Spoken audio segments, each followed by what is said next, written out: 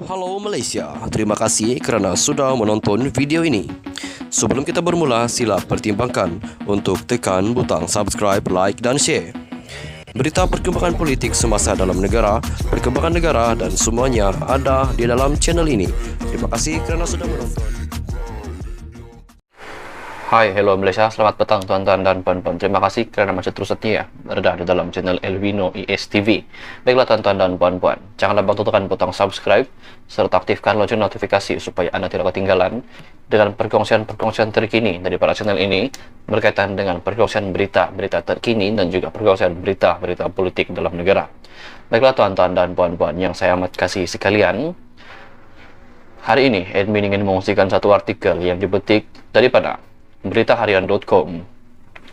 Berita ini baru dikeluarkan 24 jam yang lepas. Ketirisan RM10 bilion ringgit, MOF ataupun Menteri Kewangan perlu semak fakta subsidi diesel dengan betul, jelas Ismail Sabri. Kementerian Kewangan MOF perlu memeriksa dengan betul dakwaan ketirisan subsidi diesel berjumlah hampir RM10 bilion ringgit sepanjang tahun 2022 seperti diumumkan Perdana Menteri Datuk Seri Anwar Ibrahim dan Belanjawan 2023 pada Jumaat lalu. Bekas Perdana Menteri Datuk Seri Ismail Sabri Yaakob berkata, ini kerana jika benar ketirisan berlaku dalam jumlah terbabit, ia bermakna wujudnya penyelewengan besar terhadap subsidi berkenaan. Kalau tidak silap saya, subsidi bahan bakar minyak RON 95 dan diesel semua sekali kira-kira RM30 bilion ringgit tahun lalu. Daripada jumlah itu, mungkin RM10 hingga 12 bilion ringgit adalah subsidi diesel. Kalau 10 bilion ringgit subsidi diesel diselewengkan seperti yang diumumkan Perdana Menteri dalam Belanjawan 2023, apa yang tinggal? Elok periksa betul-betul, katanya kepada Berita Harian hari ini. Beliau yang juga ahli Parlimen Berak berkata demikian ketika mengulas kenyataan Anwar yang juga Menteri Kewangan ketika membentang Belanjawan 2023 mendedahkan wujudnya ketirisan subsidi diesel dengan anggaran hampir 10 bilion ringgit sepanjang tahun lalu. Kenyataan Perdana Menteri dalam Belanjawan itu memberi gambaran seolah-olah sepanjang tempoh pentadbiran Ismail Sabri sebagai Perdana Menteri pada 2022, ketirisan subsidi diesel itu kira-kira RM830 juta ringgit sebulan.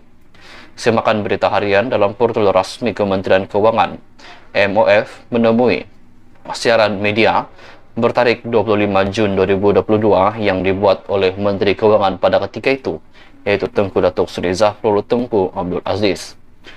Berdasarkan kenyataan media itu, Zafrul dilaporkan berkata, unjuran perbelanjaan itu berjumlah RM77,3 bilion ringgit adalah jumlah subsidi tertinggi di dalam sejarah pernah ditanggung oleh mana-mana kerajaan.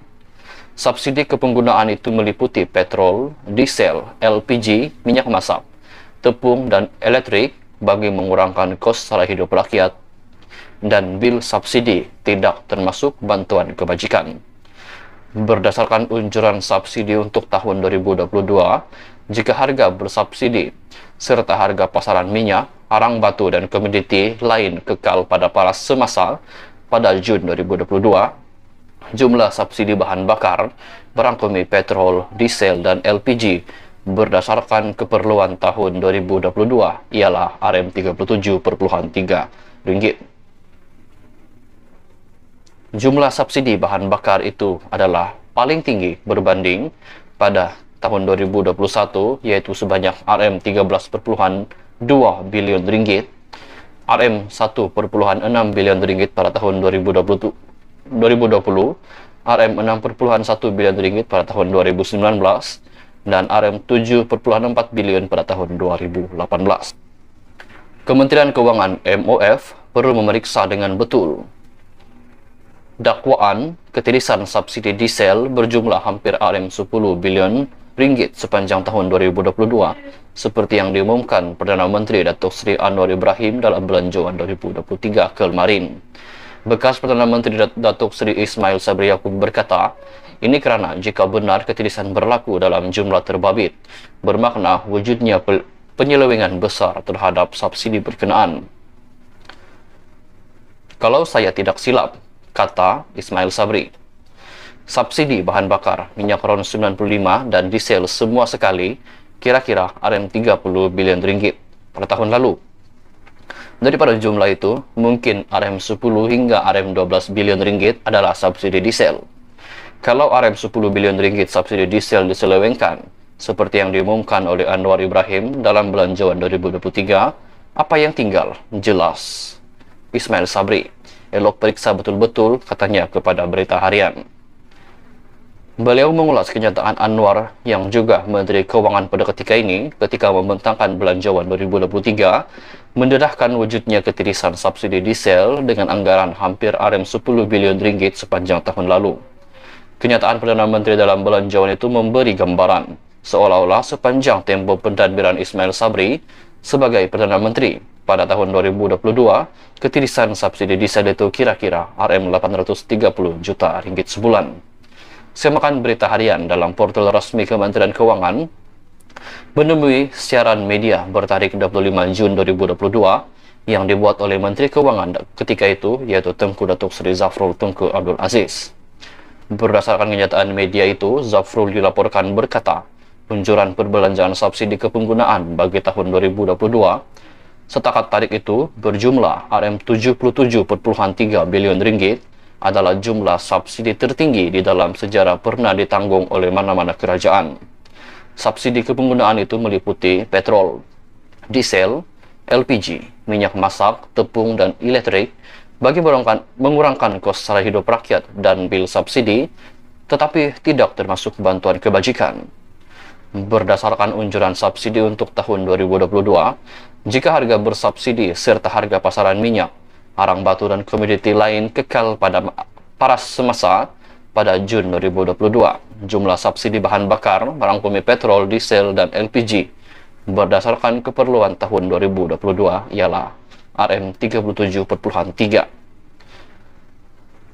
Jumlah subsidi bahan bakar itu adalah paling tinggi berbanding pada tahun 2021, yaitu sebanyak Rp13.2 bilion